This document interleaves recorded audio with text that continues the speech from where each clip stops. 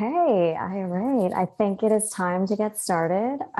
Thank you, all of you, for coming. I'm really excited to do this. I just wanted to say a quick thing about the Universal Asian. The Universal Asian is an open and safe online platform aiming to provide inspiration to Asian adoptees, imported Asians, and immigrated Asians, hyphenated Asians around the world. We strive to mainstream discussions on any and every topic that helps make our community of Asian voices universally heard. It's our aim to bring people together, so please feel free to reach out to us if you would like to be interviewed or if you want to share something of your own or collaborate on a future event. We are always open. I do want to remind everyone that this is being recorded, so if you have any concerns about that, just shoot me an email. Let me know if you would like to be blurred / removed. It's very easily done. So without further ado, I will hand it over to our esteemed guest today, Linda Papi Rounds. Thank you. I do have a PowerPoint, so let me share my screen. Okay, great. So I will try and make my story, this part brief, but I always love talking about it. So it's not always brief whenever I speak. I was born in a small village just north of Paju, which is over by the DMZ in 1964. I didn't know I was adopted until I was 28 years old. I was never given any adoption paperwork, and my adoptive parents chose never to share any information with me about my birth parents. So I spent about the next half of my life, about the next 25 years, just thinking that finding my birth family would be impossible. This is the only baby picture that I had. The next age that I have in pictures is when I'm about 2 years old. So it's probably safe to say that I was adopted at about 2. In that's aging me.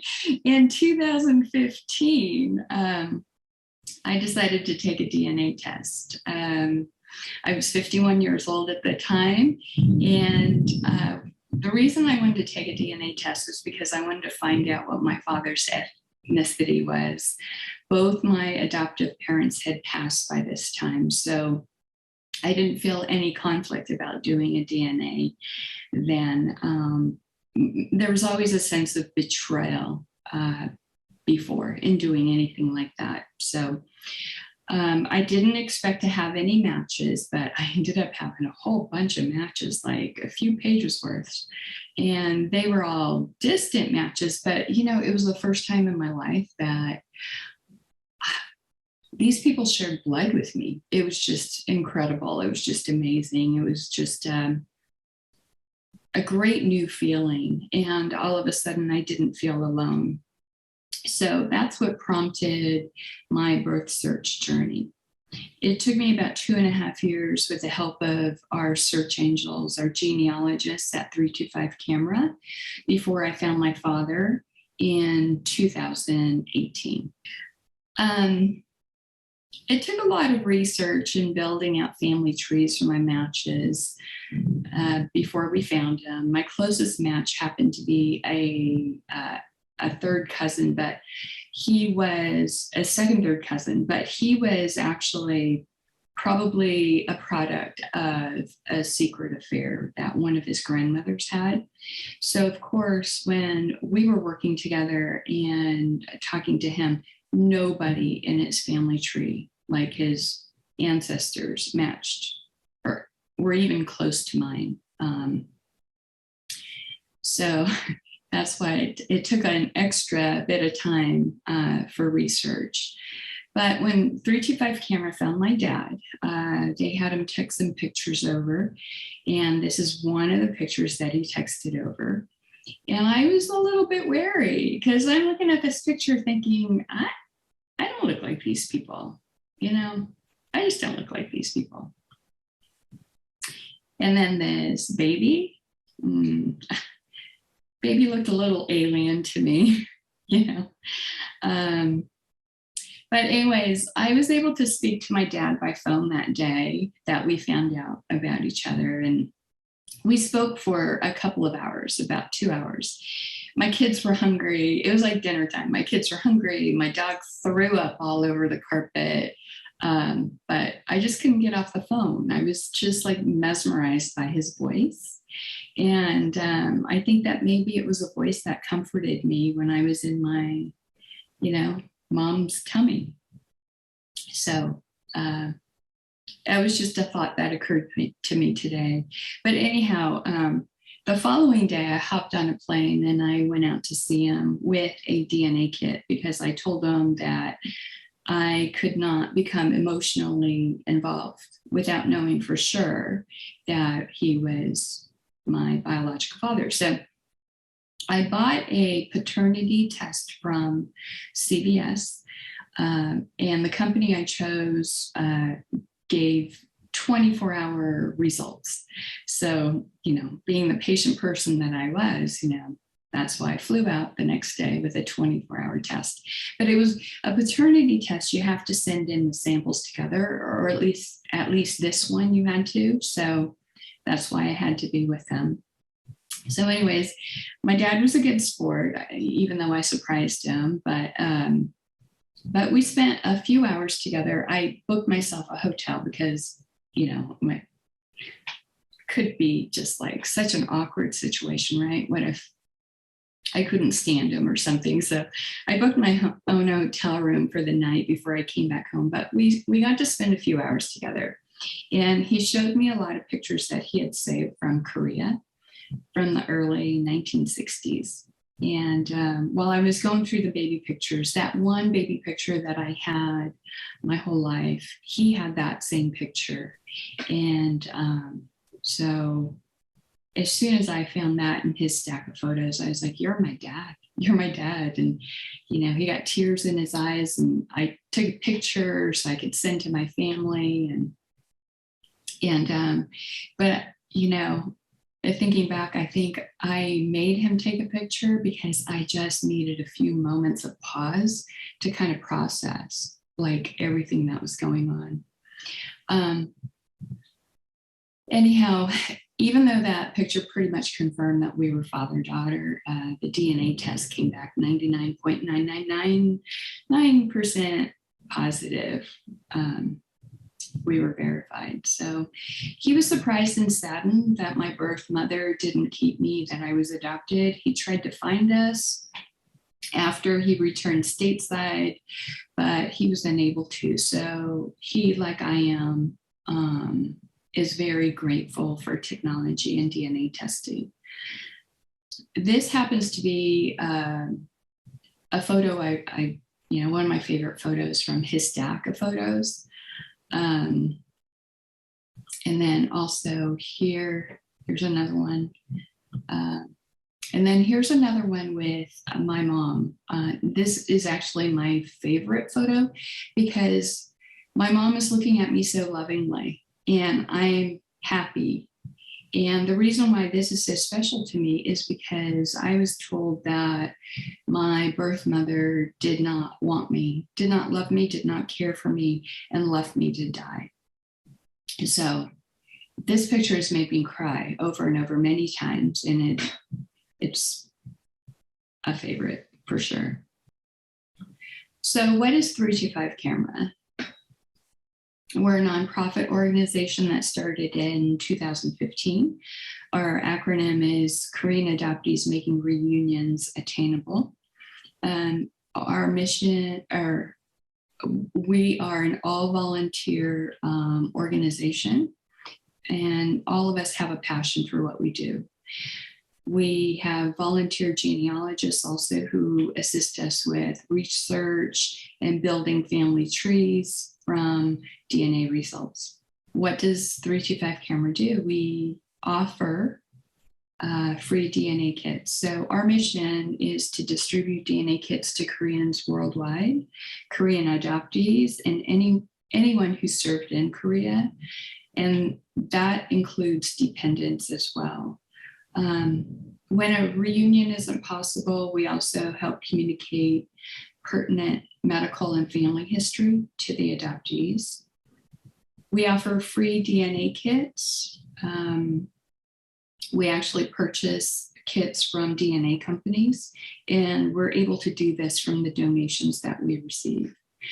The kits that we distribute are mostly throughout, the US, Canada, Europe, Korea, and Australia, that we will ship to anywhere we need to.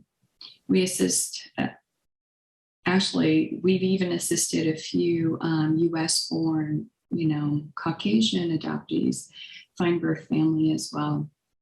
The couple cases, they were actually cousins of adoptees, Korean adoptees who we had helped. So we went ahead and helped them as well. We assist with the initial reunion of the adoptee and birth family. Since 2000 or 2020, since COVID last year, those reunions have been virtual, but hopefully quarantine will lift and things will change very soon. So why DNA tests?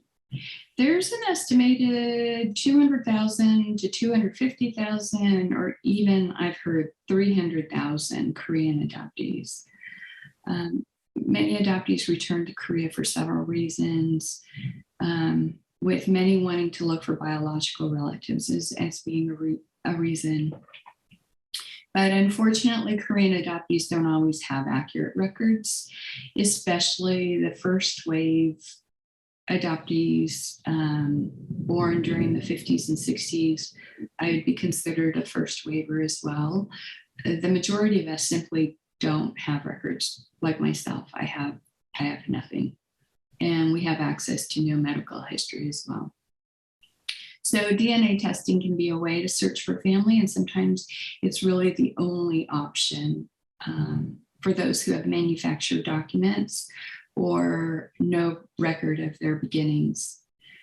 DNA testing obviously is a sure way to confirm family relationship.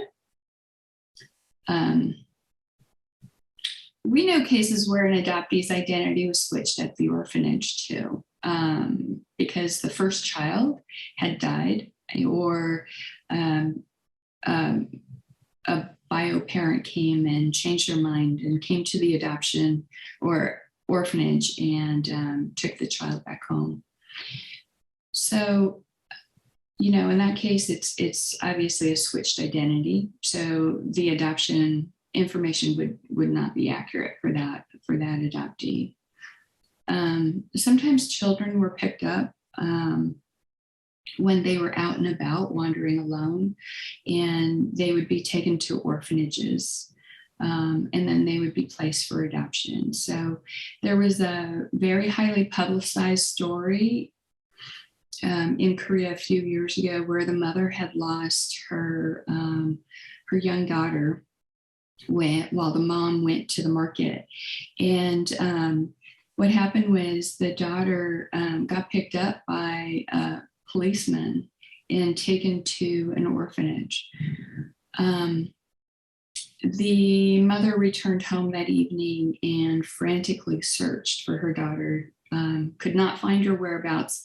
She put up posters, I believe, and she even actually went to the orphanage where her daughter was taken to, and the orphanage said that there was, her daughter wasn't there. There was no such child there.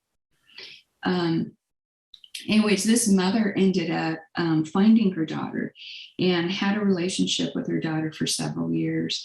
They did a DNA test, after a few years, and they weren't a match. They weren't biologically related. So the lady who was the daughter, I think, had an inkling, because there was an interview where she said she just wanted to belong. She just wanted to belong, and she just loved the relationship she had with this mother. So she didn't want to say anything. The mother, on the other hand, was heartbroken. So in 2016, she actually came to us and DNA tested with us. And we ended up helping her find her real biological daughter. Her daughter obviously didn't have the correct information, didn't have this woman's name as her biological mother on her adoption records.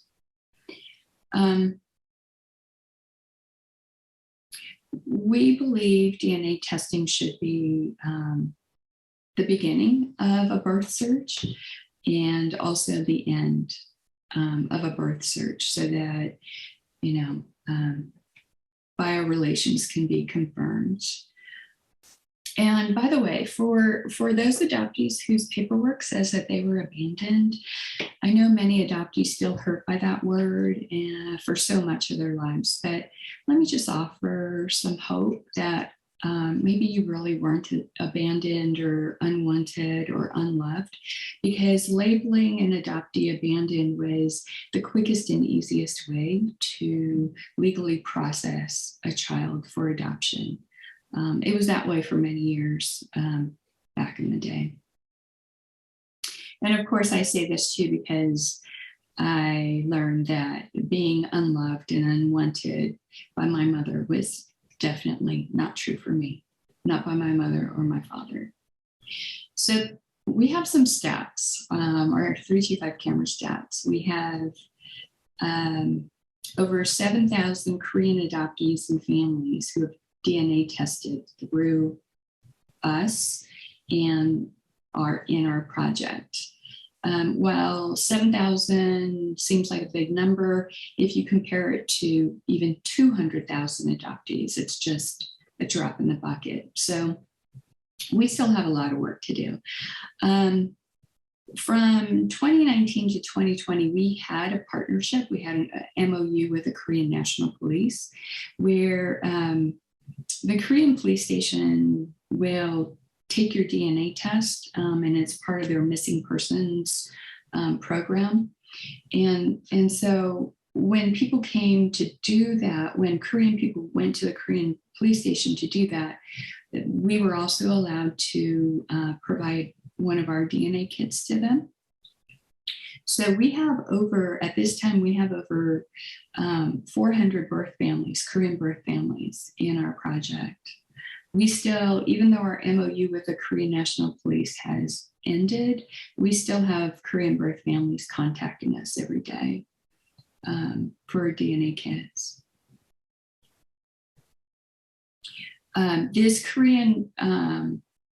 This DNA test that you can take at the Korean police station is also the same DNA test that you can take through your local Korean consulate office here in the US, and actually in, I think, like 33 other countries. I think they have this program in 34 countries worldwide.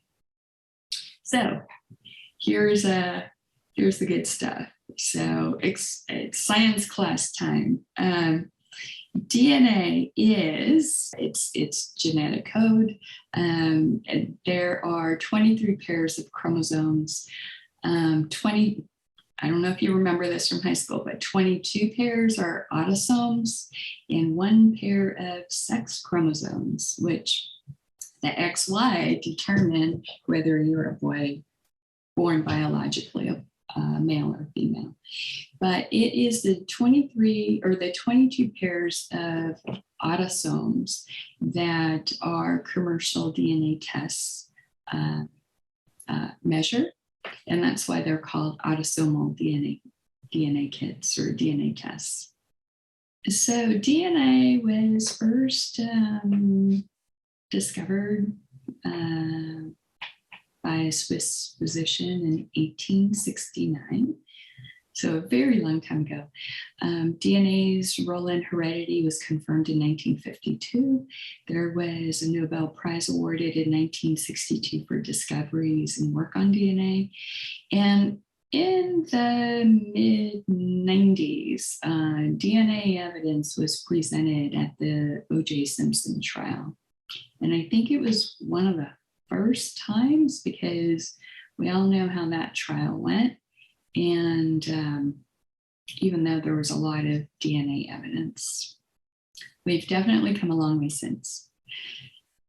So this is an overview of the DNA databases and DNA companies, the commercial ones that are available here in the US. And actually, these are all the ones that we use. So our project is in the family tree DNA. And if anybody tests with 23andMe or Ancestry, they can upload their results to FTDNA. From FTDNA, there are also free uploads to MyHeritage DNA, GEDmatch, and DNA Land.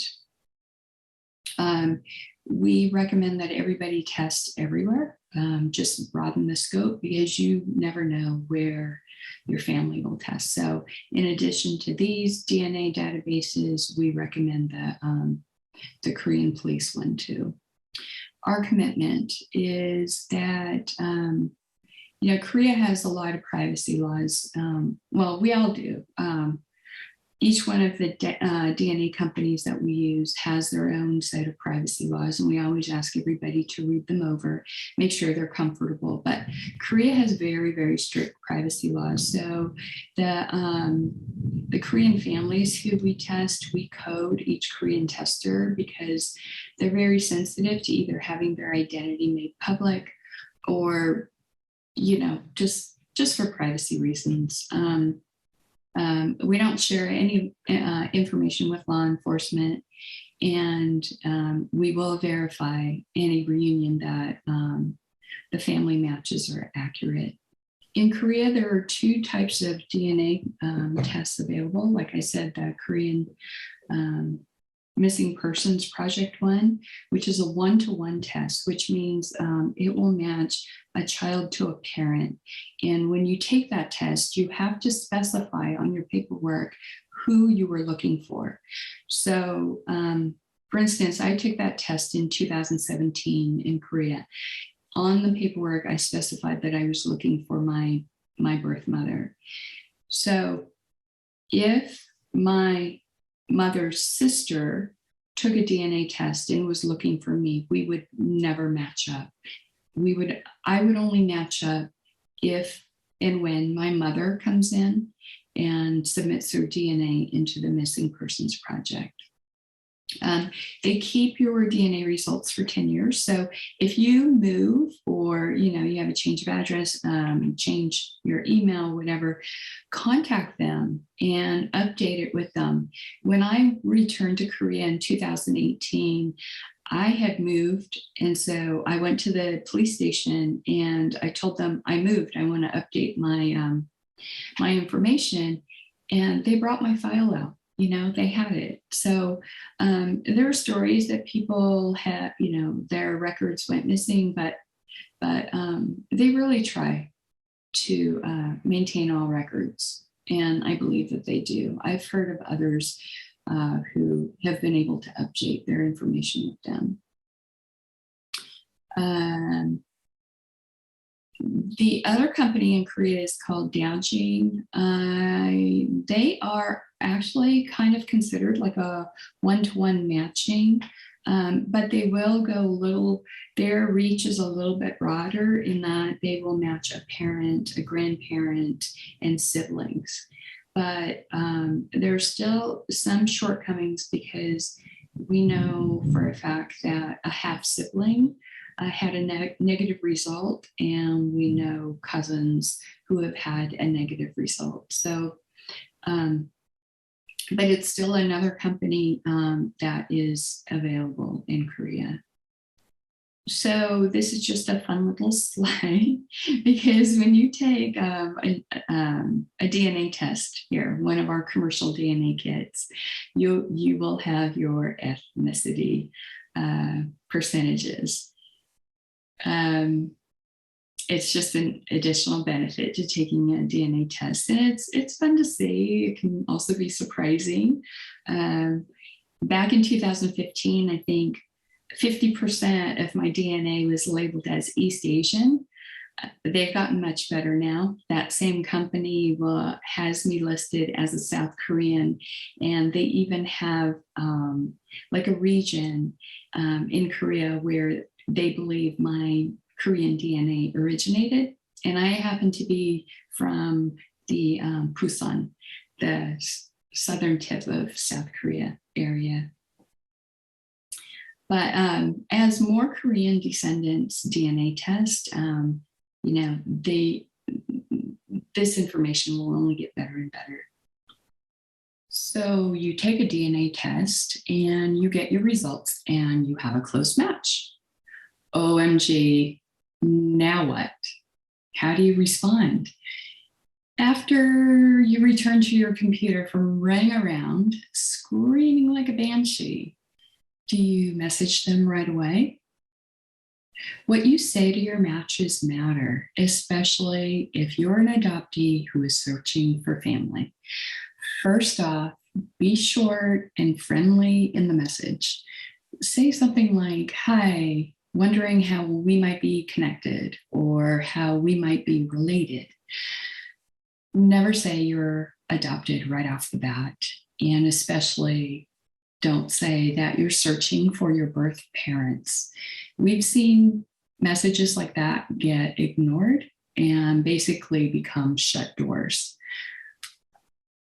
We've done this for a lot of people, so we understand that you want to be honest, but we suggest revealing the adoptee information part only after you've established fairly good communication, so they don't get spooked or they don't think you're a scam.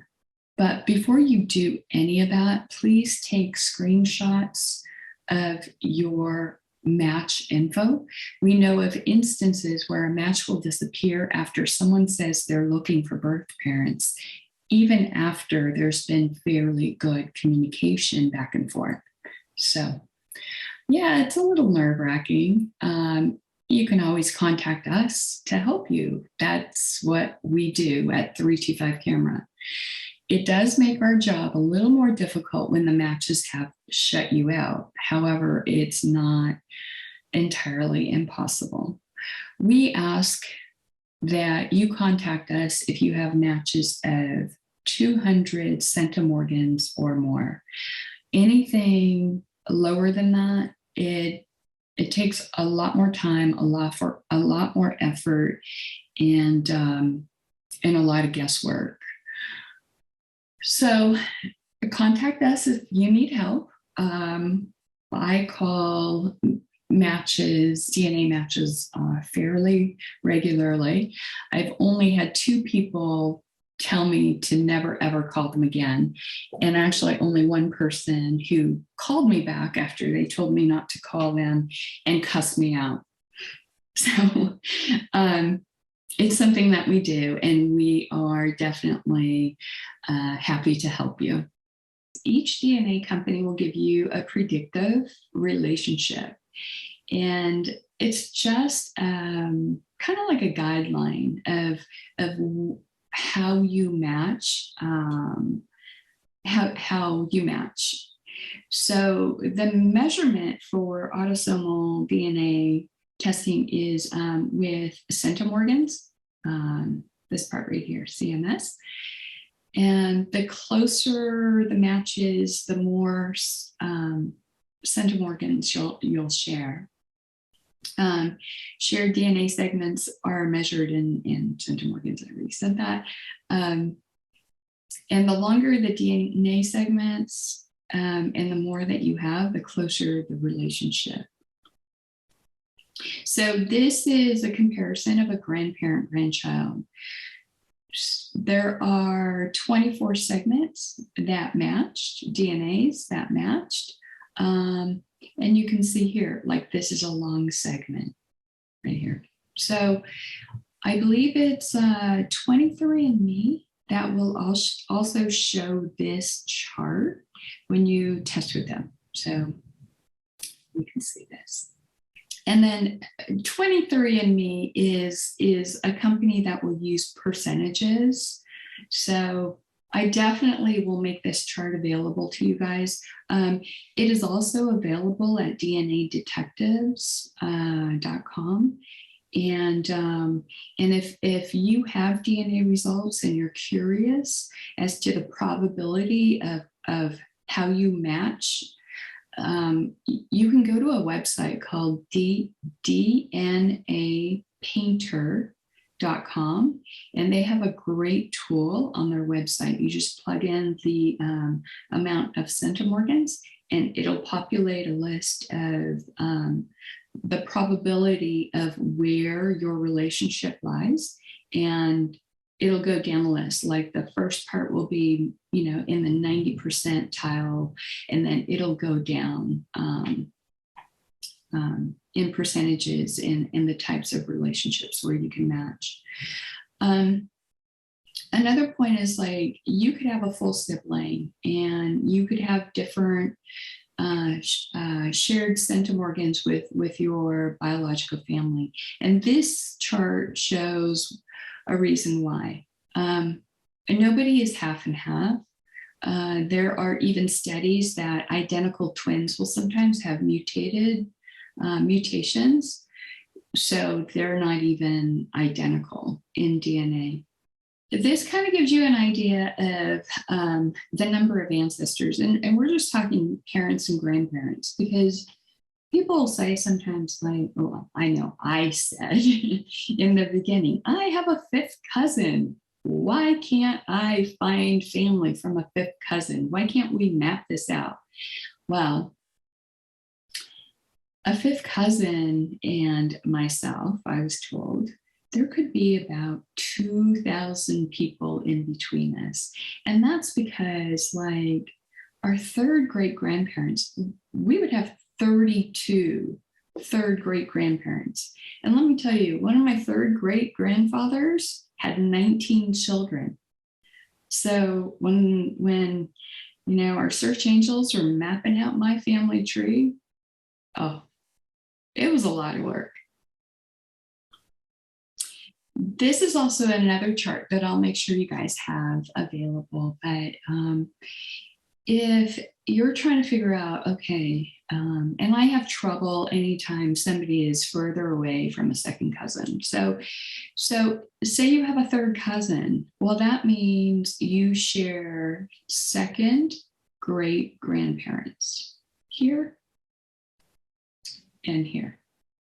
But if you have a second cousin once removed, you share a first great grandparent and a second grandparent, and so on. So I use this all the time. That's why I don't have anything memorized.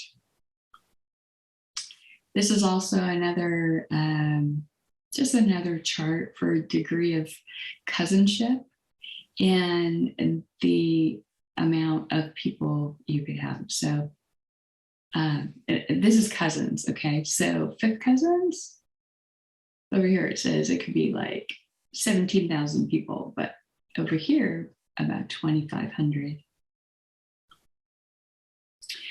So if you need help with DNA results, here are some resources. You can obviously find us on Facebook, 325 Camera. We also have, if you've DNA tested, you can join our DNA Facebook group. There is DNA Detectives, that is a Facebook group. DNA Painter, which is the website that I gave you. Obviously, if you're in our project, you can go to familytreedna.com. They have a lot of help and resources there as well. And this is my last slide. So if you have any questions, you can contact me. My email address is here. Or if you would like a DNA kit, you can send an email to dnakitrequest@325camera.org. Or you can even visit us on our website if you would like to make a donation, or you can request a kit from our website as well. So that's it. If anybody would like to ask a question, I'd like to open it up. Anybody else wants to start? I do have a question in the chat, but if anybody else wants to go first, please have at it. Okay.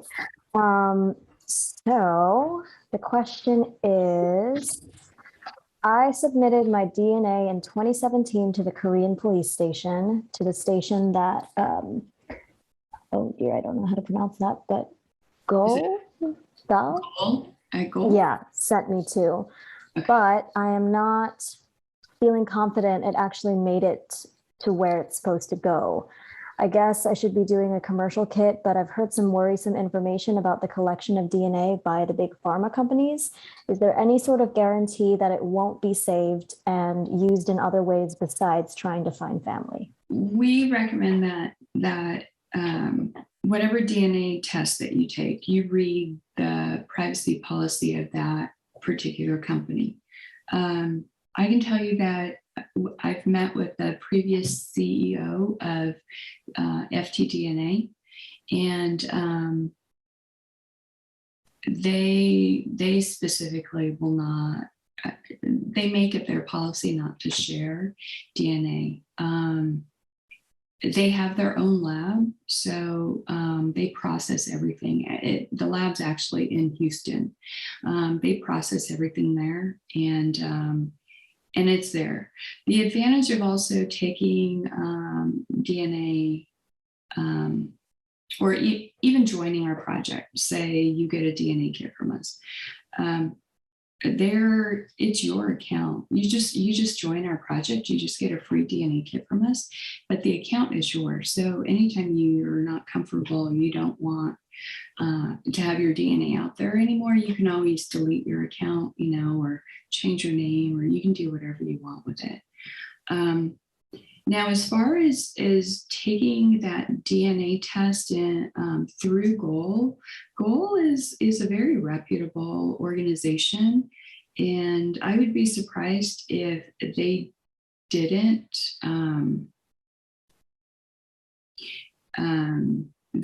submit it to the police station. The only reason that they wouldn't have done it is because they gave you a Dow-gene DNA test, because Goal admits that they use the Dow-gene test to do one-on-one confirmation.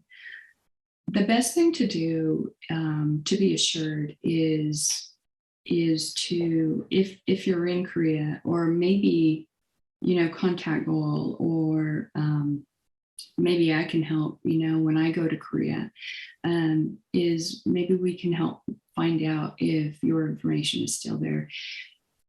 You should be able to contact somebody and find your information, because like I said, you should be able to update your contact info. So I hope that answers your question. Okay. So I have a further continuation. They didn't go with me to the police station. They sent me to the police station alone with paperwork, and I'm not sure if the police officers knew exactly what they were doing. And I did leave Goal my contact info. I guess the implied question would be, is there anything else that could be done? Contact Goal and see if you can somehow obtain their help to get somebody in touch with somebody at the police station, because if it's there, you should have record. Okay, thank you. If you don't mind, I actually have a question of my own. If we're all okay with that, I don't want to infringe on anybody's time. But I would like to just ask, I know that the DNA search no doubt brings up a lot of emotions, and who knows what sort of things are, hiding under that rock when you decide to flip it up. Does 325 camera have any recommendations for like mental health resources or anything that could assist if some negative feelings should come up? Yeah, so there are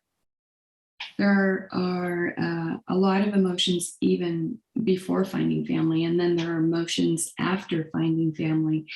And adoption trauma is real. It's real. It's a condition that is remembered but not recalled. So it is, you know, no matter how old you were, even if you were, you know, a few hours old when you were taken away from your birth mother.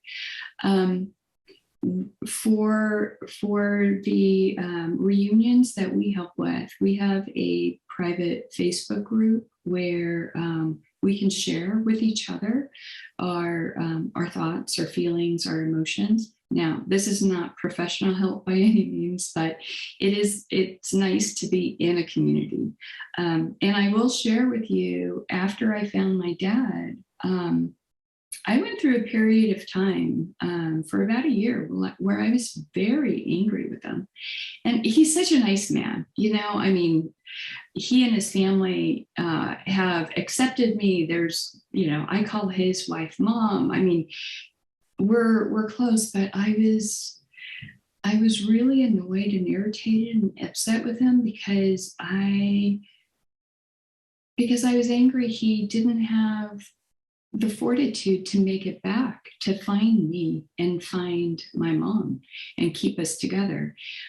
But, you know, I got over it because it took a while, but I realized he did what he could. He was a young kid. He was about 23 years old at the time. World travel wasn't the way it was. He didn't have the money or means to go to Korea.